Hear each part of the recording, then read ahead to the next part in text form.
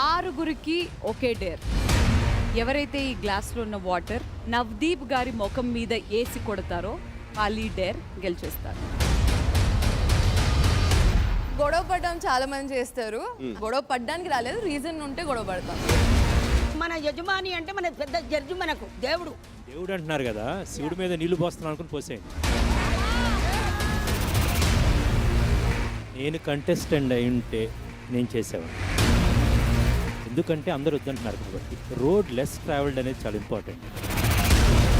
ఆటలో చిన్న చురుకు, ఆ గ్లాసులో నీళ్లు గనక నా మొహం మీద డిస్రెస్పెక్ట్ఫుల్ గా కొడితే చైర్ గ్యారంటీ. అంటే ఎవరు కొడతారో ఒక 2 అడుగులు ముందుకేసి నుంచోండి.